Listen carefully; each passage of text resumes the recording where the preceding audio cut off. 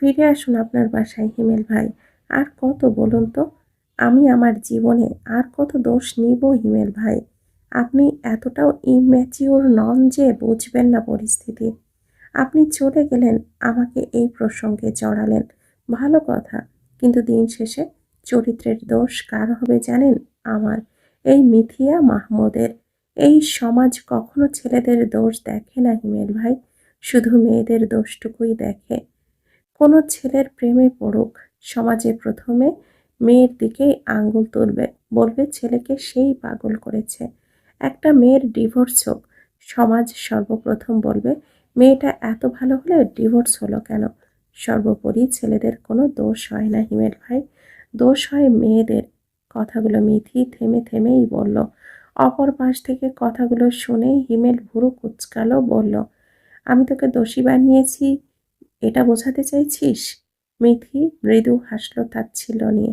দোষী তো বানালোই, আবার জিজ্ঞেসও করছে। বলল, আমি না বললেও দোষী বানিয়েছেনই হিমেল ভাই। মিথ্যা নয় এটা।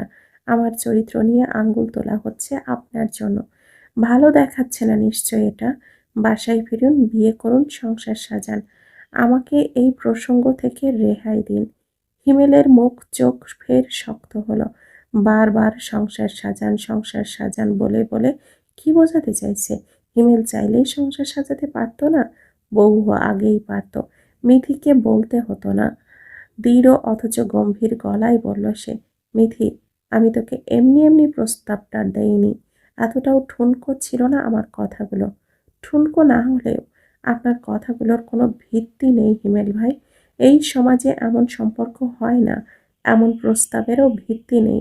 আমার তরফ থেকে তো কখনোই এই প্রস্তাবে রাজি হওয়া হবে না। আমার আপনার বোঝা উচিত, তোরও জানা উচিত যে সব কিছু সবসময় নিয়ম মেনে চলে না। কিছু কিছু বিষয় অনিয়মেও সুন্দর। মিথির কষ্ট স্পষ্টই শুধালো, সুন্দর নয়। আপনার পরিবারের সম্পূর্ণ অধিকার আছে আপনার জীবন নিয়ে ভাববার। এদিক থেকে আমারই অপরাধী করবেন না হিমেল ভাই। হিমেল তাচ্ছিল্য নিয়ে হাসল। অপরাধী? মিথি তো এমনিতেই অপরাধী। তার না পাওয়ার ভালোবাসার হিসাবে মিথি অবশ্যই অপরাধী হিমেল ভাই।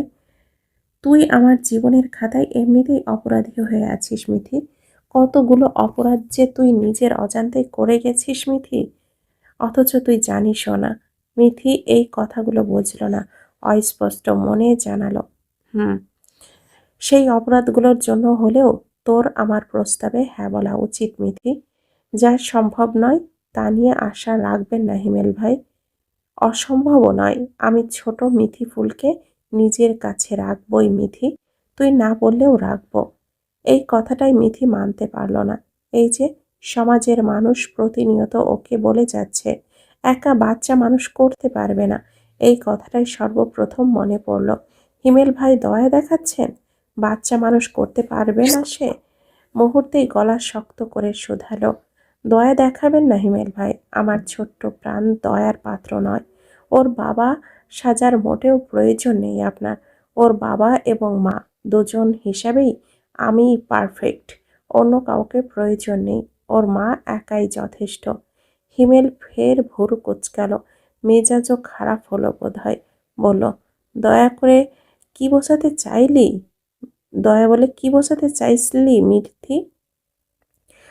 ওটাকে দয়া সহানুভূতি বলেই হিমেল ভাই। এবং আপনি যেটা করছেন সেটা সুস্থ মস্তিষ্ক থেকে অসুস্থ কাজ করা বলে। একটা মেয়ের চরিত্রে দোষ দেওয়া বলে। আমি না চাইলেও আপনি কখনোই আমায় জোর করতে পারেন না এই রকম সিদ্ধান্তে। আর আমি কখনোই চাইবও না। ওটা যে দয়া নয় তুই জানিস মিথি, খুব ভালো করেই জানিস।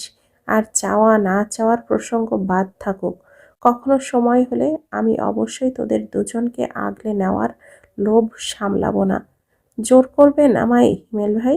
মিথি এতটাও সস্তা নয়। জীবনে বাঁচতে শিখেছি এখন, কাজেই নিজের জীবনের সিদ্ধান্তটুকু নিতে পারি। আপনাকে সম্মান করতাম, করি হিমেল ভাই। দয়া করে সেই সম্মানটা ঘৃণায় রূপান্তরিত করবেন না। এটুকু বলেই মিথি কলটা রাখল।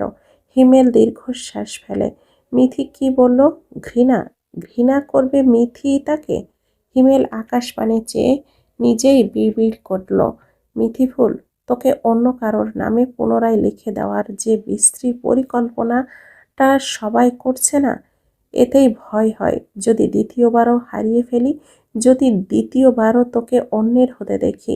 নয়তো তোকে না পেয়েও আমি সারা জীবন ভালোবাসতে পারবো, কিন্তু আগলে রাখা, দূর থেকে আগলে রাখতে পারছি কই? তোকে এবং বাচ্চা মিথিফুলকে আগলে রাখার লোভ করা কি অন্যায়? আদ্রর বাবা আমজাদ সাহেব একটা ট্যুরে গিয়েছিল, বিজনেস ট্যুরে। পরিবারে এমনটাই বলে গিয়েছিল। তবে ফিরতে একা ফেরেন না তিনি, সঙ্গে করে এনেছেন এক নববিবাহিতা বধূ, পরনে লাল শাড়ি, মুখে কৃত্রিম বধূয়ার সাজ। আদ্রর মা অরুণিমা কিছুটা সময় শুধুই পরখ করল মেয়েটাকে। একদম মেয়েলি বয়স, রূপের দিক থেকে কি চমৎকার রূপ! বয়সে হয়তো আদ্রর বয়সী, অথবা তার চেয়েও কম। অরুণিমা মাহমুদ কিয়ৎক্ষণ তাকিয়েই স্বামীর দিকে চাইলেন। ওনার মস্তিষ্ক যা আন্দাজ করেছে তা যেন সত্যই, তা বুঝতে কষ্ট হলো না। তবুও কোথাও একটা বিধছে, মানতে পারছে না। গলার কাছে কিছু যেন একটা আটকে আসছে। সে সমস্তটুকু লুকিয়েই স্বামীর কাছে জানতে চাইল, আমজাদ, সে সেই তাহলে? বাকিটুকু বলা হলো না, শুকনো ঢোক গিলল কেবল। আমজাদ সাহেব নিজেই বললেন, এবারে এখন থেকে এই বাড়িতেই থাকবে। সমস্যা নেই তো তোমার? যদি সমস্যা হয় অন্য ফ্ল্যাটে থাকার ব্যবস্থা করব। অস্পষ্ট স্বর ভেসে এলো। হুম। ফের মুহূর্তেই শুধালো, বিয়ে করেছো তোমরা আমজাদ? উত্তর এলো, হ্যাঁ। কতদিন হলো বিয়ে করেছো? 2 দিন। আদ্রর মায়ের হৃদয়টা কাঁপে, নিঃশ্বাস নিতেও কষ্ট হচ্ছে। এতগুলো দিনে যে কষ্টটা সে অনুভব করে গেছে তা যেন আজ চূড়ান্ত রূপ নিল। স্বামীকে অন্য কারোর হতে দেখে কিয়ৎক্ষণ চুপ থাকলো, চোখ দিয়ে যেন পানি গড়াবে, অথচ গড়াতে দিল না। দৃঢ় ব্যক্তিত্বের ন্যায় চেয়ে থেকে হুট করেই বলল, আমার আমার এখন কি করা উচিত আমজাদ? তোমাদের বাসর সাজানো উচিত? এতটুকু জিজ্ঞেস করে আবারও বলল, উচিত তো। তুমি এত বছর পর এত শখ করে বউ তুলেছ ঘরে, আমার আয়োজন করা উচিত আমজাদ। তোমার এইভাবে লুকিয়ে চুরিয়ে বিয়ে করা উচিত হয়নি। অনুষ্ঠান করে বিয়ে করতে না হয়। তোমার এত টাকা পয়সা, বিয়ের অনুষ্ঠান করলে কি কম পড়তো? আমজাদ সাহেব ভুরু কুঁচকালেন, বললেন, কি বোঝাচ্ছ? কিছু নয়, তবে অনুষ্ঠান করে, জাঁকজমক করে অনুষ্ঠান করে অবশ্যই করা উচিত ছিল। অহেতুক প্রশ্নগুলো গুরুত্ব দিল না আমজাদের সাহেব, এক প্রকার তুচ্ছ-তাচ্ছিল্য নিয়েই বলল, আমি ঘরে যাচ্ছি, তোমায় জানানোর ছিল তাই জানালাম। আদ্রর মা হাসল, নববিবাহিতা বউকে রেখে চলে যেতে দেখে। মুহূর্তেই শোধালো, তুমি তুমি বুঝি দাঁড়িয়ে থাকবে? আমজাদ, নিয়ে যাও না ওকে সঙ্গে করে। আদ্রর মা সেই সন্ধ্যা থেকেই বাড়ি ঘর সাজানোর ব্যবস্থা করছেন। লোক ভাড়া করে ফুল দিয়ে বাসর ঘর সাজানোরও ব্যবস্থা করেছেন। ভালো মন্দ রান্না করেছেন। এই এত সব আয়োজনের মধ্যে হুট করেই উপস্থিত হলো আদ্র। নিজের বাড়িতে এত কিছুর কারণ বুঝে না উঠে মাকেই শুধালো প্রথমে, কি হচ্ছে আম্মু বাড়িতে? উত্তর এলো, বাড়ি সাজাচ্ছি। কেন সাজাচ্ছি যখন কারণ তো আছে আদ্র, এত প্রশ্ন কেন করছো? আদ্র বুঝল না হেয়ালি কথাগুলো। ঠিক তখনই তার দাদি এলো। ছেলের এমন কাণ্ডে তিনি হতাশ। এই বয়সে ছেলে এমন করবেন বোধহয় ধারণাও করেননি। আজীবন তো দেখেছেন ছেলে এবং ছেলের বউ সুন্দর সম্পর্ক। আদ্রকে দেখেই ভরসা হিসাবে বলে উঠলেন উনি, দাদু ভাই, তোমার আব্বাই কোন এক মাইয়ারে বিয়া করে আনছে। তোমার আম্মা মাইনাও নিচ্ছে, নিজের কপালটাও ও নিজে পোড়াইল না কও? আদ্র ভুরু কুচকাল। কথাগুলো অবিশ্বাস্য মনে হলেও আদ্র জানে এগুলো অসম্ভব নয়। তবুও এমনটা করবে তার ধারণার বাহিরে। শুধালো, কি বললে? আদ্রর মা এড়িয়ে যেতে চাইল যেন। শাশুড়িকে বললেন, আম্মা, ছেলে আপনারই। ছেলের নতুন জীবনের জন্য শুভ কামনা জানানো উচিত আপনার। তিনি আহাজারি করে বলে উঠলেন, ওই মাইয়া, ওই মাইয়া নির্ঘাত আমার পোলার মাথাটা গিলছে, নয়তো আমার আমজাদ এমন করতোই না। আদ্র কিয়ৎক্ষণ চুপ থাকলো, অতঃপর ধীরে ধীরে মস্তিষ্ক সব কিছু যেন বুঝতে পারল। একে একে সব কিছু সাজিয়ে ও স্থির দাঁড়িয়ে থাকলো। কষ্ট হচ্ছে না তার, বরং রাগ হচ্ছে, বাবার প্রতি ক্ষোভ জন্মাচ্ছে। সে ক্ষোভ প্রকাশ করতে দেরিও করলো না। সে বাবার কাছে গেল, সর্বপ্রথম জিজ্ঞেস করলো, এইসব কি? তুমি বিয়ে করেছো? আমার আম্মু থাকতেও তুমি অন্য কাউকে বিয়ে করেছো? সাহস হলো কি করে তোমার? আদ্রর আব্বু আকস্মিক আক্রমণ এবং ছেলের প্রশ্নের উত্তর দিতে পারল না। আদ্র ফের আবারও রাগ, জেদ, ক্ষোভ সব উগড়ে দিয়ে বলল, উত্তর দিচ্ছ না কেন বলো? এতগুলো দিন কিছু বলিনি। অনেক অনেক আগেই টের পেয়েছিলাম তোমার আর আম্মুর সম্পর্কের পরিণতি। আমি ভেবেছিলাম তুমি আমার কথা হলেও একটু ভাববে। ভাবনি। আমার আম্মুর কথাও ভাবনি। ছি! আদ্রর সমস্ত রাগ জেদ নিয়েই সদ্য ফুল দিয়ে সাজানো থাকা ঘরটা এলোমেলো করলো। প্রত্যেক আসবাবপত্রে ভাঙচুর করে শাসিয়ে বলে গেল, কোনো বাসর হবে না, বুঝলে? কোনো কিছু হবে না। আমার আম্মু, এই সংসারটা কেবল আমার আম্মুরই থাকবে, আর কারোর নয়। আর কাউকে আনার চেষ্টা করলে আমি তোমাকে ছেড়ে দিব না।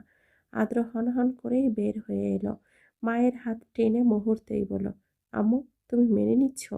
মেনে নিচ্ছ এসব? এই লোকটাকে শাস্তি দেওয়া উচিত তোমার। চট দিয়ে গাল লাল করে দেওয়া উচিত ছিল তোমাকে ঠকানোর জন্য। মেনে নিচ্ছ কেন তুমি আম্মু? আদ্র মা ছেলের এমন আচরণ দেখে চোখ রাঙালেন, যেন সবটাই স্বাভাবিক, বরং আদ্রই অস্বাভাবিক কথা বলছে যেন। ধমকে বললেন, আদ্র, শুনবো না তোমার বদধমক। আর এক মুহূর্ত থাকবো না আমরা এখানে আম্মু। এই এক মুহূর্তও না। এই বাড়িতে থাকা সম্ভব নয়। চলো আমার সাথে। ঠিক এইটুকু বলার পরই আদ্রর গালে থাপ্পড় পড়ল, একটা জোরালো থাপ্পড়। রেগে তার মা বলে উঠল, আদ্র, কথা শুনছো না কেন?